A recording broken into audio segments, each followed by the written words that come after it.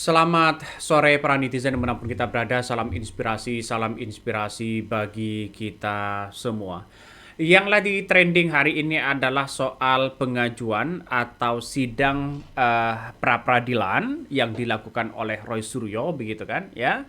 Karena ada hal yang kemudian harus dipastikan secara hukum, apakah seperti itu cara-cara menangkap seseorang. Padahal dia bukan koruptor, ya bukan maling uang negara, bukan pengedar narkoba, begitu kan, ya bukan terorisme dan sebagainya begitu. Tapi penangkapannya kok seperti itu. Cerita-cerita inilah yang kemudian ya diupamakan ya atau diibaratkan penangkapan G20 begitu, G30 begitu, S30 begitu kan ya. Artinya apa? Secara tidak langsung bahwa persoalan yang kemudian yang dilakukan oleh Roy Suryo begitu kan ya, kok seperti ini begitu kan, penegakan hukum yang ada di Indonesia saat ini itu yang kemudian menjadi keresahan begitu kan ya, sampai G30S itu diibaratkan di situ begitu penangkapannya. Ayo, kalau enggak mau, ayo. Kira-kira seperti itu yang disampaikan oleh Roy Suryo begitu. Nah, kalau ini terjadi, maka kemudian begitu kan. Kalau dulu ya cerita dari PKI itu kan sampai dibunuh begitu kan ya. Nah, Roy Suryo ini sudah mulai dianggap sebagai bentuk arogansi begitu kan untuk memaksa Roy Suryo begitu kan. Padahal kita tahu Roy Suryo kan masih benar atau tidak masih dibuktikan di pengadilan begitu. Nah, inilah ya cerita-cerita itu banyak muncul spekulasi-spekulasi ada termasuk Roy Suryo begitu. Kenapa ketika dalam persidangan Roy Suryo ini dibajak luar dalam begitu kan ya oleh kubu-kubu sebelah begitu ya, tentu adalah pendukung-pendukung dari kubu Jokowi tentunya begitu. Dan inilah cerita yang kemudian diungkapkan oleh Roy Suryo. Coba kita tonton begitu kan ya, apa yang kemudian setelah sidang ya, ada hal orang yang memalukan kata Roy Suryo ya, yaitu tidak lepas yang namanya kubu Jokowi. Coba kita tonton. Tadi ada di tengah-tengahnya ada pihak yang tidak berkompeten tiba-tiba maju ke depan dan ingin selaku turut termohon juga. Ya, padahal dia itu katanya lawyer, ya katanya lawyer profesional, ya inisialnya CS, ya sering kita lihat dia di antara para termul, ya itu sungguh memalukan, ya tiba-tiba mau ikut serta sebagai turut termohon. Itu nggak ada sejelek-jeleknya, sependek-pendeknya pengetahuan saya di dalam belajar ini ya dalam ilmu hukum, ya yang namanya pihak yang mengajukan diri sebagai intervensi itu hanya ada di perdata. Ya, tidak ada di dalam pra-peradilan itu tidak ada. Belajar di mana itu saudara CS itu? Ya gitu, yang kemudian saya sudah lihat sering sekali berkuar-kuar dengan di samping para termul itu ya. Gitu. Jadi itu yang terjadi. Jadi ada pihak yang kita apresiasi dan ada pihak yang kita permalukan. Nah, itulah yang kemudian ya yang diungkapkan oleh Roy Suryo begitu kan ya. Agak memalukan si CS itu begitu kan dengan kawan-kawan mereka. Selalu ada intervensi. Roy Suryo ini mulai dibajak luar dalam begitu kan ya. Bahkan ya penyusup seperti ini saya kira harus dikasih peringatan begitu, dalam artian kalau tidak kompeten di situ dan sangat memalukan kata Roy Suryo, mending ya diusir aja begitu, segampang itu kan. Nah, inilah yang kita lihat begitu Refli Harun ya dengan pengacara, dengan Roy Suryo dengan pengacara dan pengacara lainnya begitu kan di peradilan perdana kasus ijazah Jokowi di PN Jaksel ini membuat banyak orang yang kemudian melihat bahwa apa yang sesungguhnya terjadi begitu kan. Kok bisa-bisanya seperti itu begitu. Nah, ini cerita-cerita ini disampaikan oleh Roy Suryo dengan kawan-kawan mereka begitu kan. Secara tidak langsung bahwa satu pesan. Silakan. Apa yang kemudian disampaikan Roy Suryo itu saat penangkapan itu begitu. Nah, itu yang kemudian diajukan pra-peradilan ini. Nampaknya ada apa di balik ini semua? Orang kan pasti menanyakan begitu kan. Mengabulkan permohonan pra-peradilan dari pemohon untuk seluruhnya. Menyatakan bahwa penggeledahan yang dilakukan termohon terhadap rumah kediaman pemohon adalah tidak sah dan melawan hukum oleh karena tidak didasari oleh izin dari Ketua Pengadilan Negeri setempat yang berwenang. menyatakan bahwa penangkapan yang dilakukan oleh termohon atas diri pemohon berdasarkan surat perintah penangkapan nomor SP:6-6-6/6 Polda Metro Jaya tanggal 19 Juni 2026 adalah tidak sah karena telah dilakukan secara melawan hukum, yaitu dengan melanggar pasal 29, pasal 95 ayat 1, junto ayat 2, pasal 97 ayat 2, dan tidak bersesuaian dengan pasal 1 ayat 3, junto pasal 28 ayat 1, junto pasal 28I ayat 2, Undang-Undang Dasar 1945, dan melanggar azas kepastian hukum. Menyatakan bahwa penahanan atas diri pemohon yang dilakukan oleh termohon berdasarkan surat perintah penahanan nomor SP:6-6/6-6/2026/Ditreskrimum/Polda Metro Jaya tanggal 19 Juni 2026 adalah tidak sah oleh karena melanggar pasal 29, pasal 40, pasal 100 ayat 5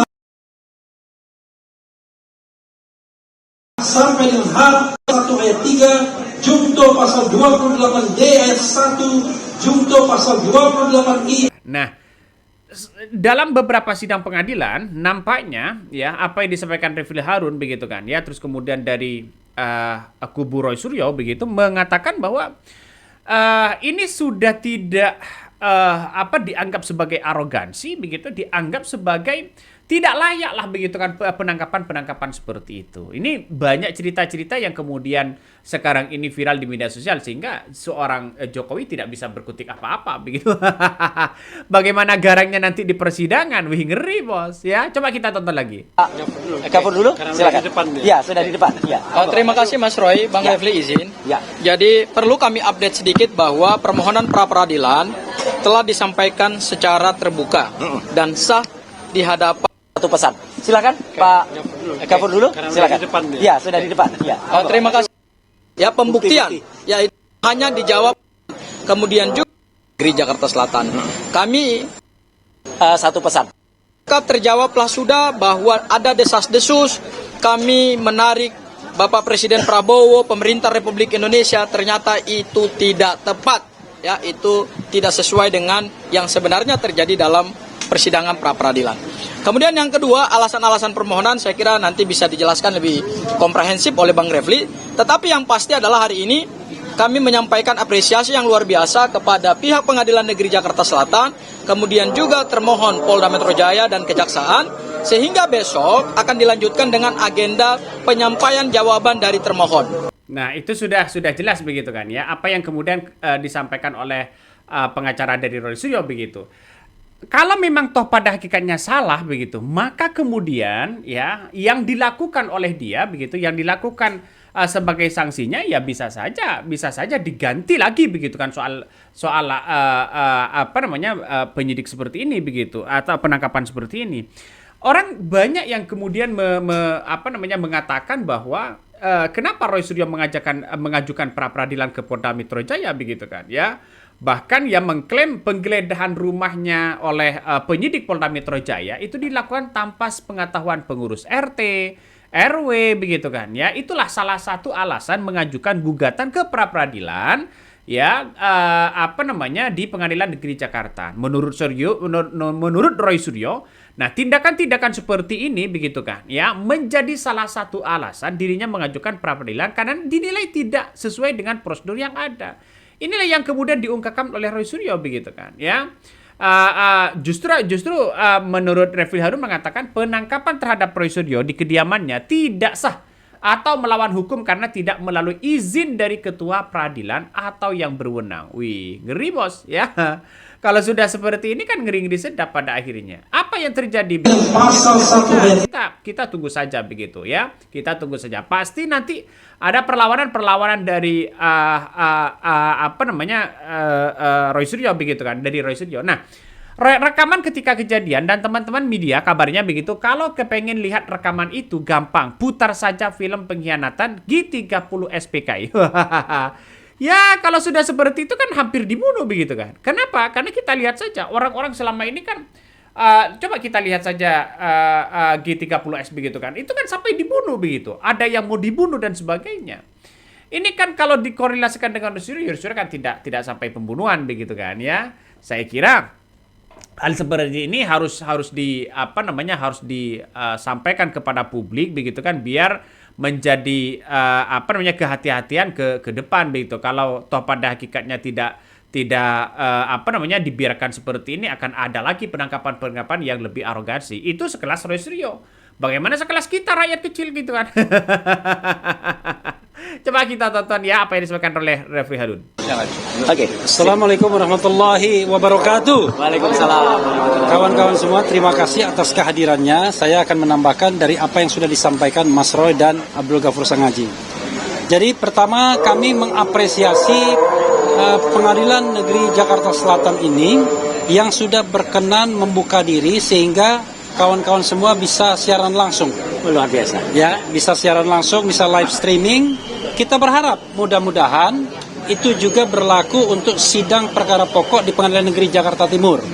Karena kita mendengar belum diperbolehkan untuk live streaming atau untuk siaran langsung. Jadi dengan teman-teman kompak mengajukan surat misalnya, mudah-mudahan itu akan dibuka. Karena kami mendengar bahwa tidak boleh siaran langsung untuk perkara pokok yang akan.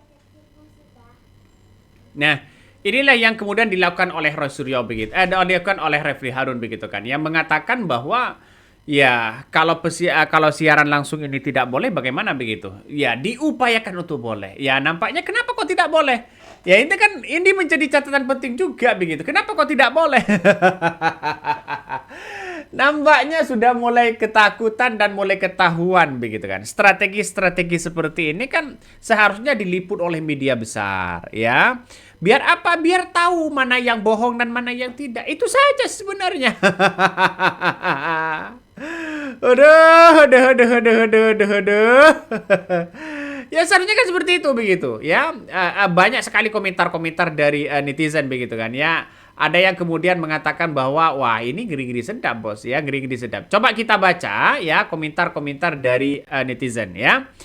Ada yang mengatakan bahwa kemarahan Roy Suryo ini di sidang perdana peradilan atas penangkapan dan penahanan dirinya begitu. Apalagi disusupi dengan orang-orang lain begitu kan ya.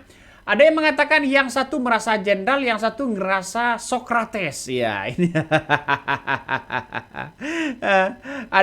ada hal yang aneh karena banyak orang yang kemudian mengatakan ada penyusup katanya begitu kan ya. Banyak sekali yang kemudian di berbagai media sosial ini komentar-komentarnya ngeri-ngeri sedap begitu. Saya tidak bisa membacakan satu persatu begitu kan. Tapi yang jelas dengan menampilkan seperti ini sudah jelas di depan mata begitu kan bahwa Roy Suryo semakin menang di atas angin. Ya, kita akan buktikan aja nanti begitu di persidangan. Ya, siapa yang menang dan siapa yang tidak begitu kan. Ya, ini kan soal pembuktian kebenaran sebenarnya. Kenapa? Karena kita tahu bahwa negara kita ini kan sulit ada orang-orang yang jujur begitu. Kalau sekelas presiden saja bisa lolos, bagaimana dengan yang lain? Segera tidak langsung kan itu, bos, ya. Dan ini merupakan hal-hal yang kemudian diungkapkan di persidangan itu ya. Roy Suryo ini saat sidang begitu dibaca luar dalam pada akhirnya begitu kan, diganggu sana sini begitu, intervensi sana sini. Padahal sudah jelas-jelas begitu ini kan soal soal penangkapan begitu, tidak ada kaitannya dengan para termol-termol itu. Agak lucu kan? Oke, mungkin itu yang kami sampaikan ya. Tonton terus di channel Hot dari Podcast Rakyat ini, jangan lupa di subscribe.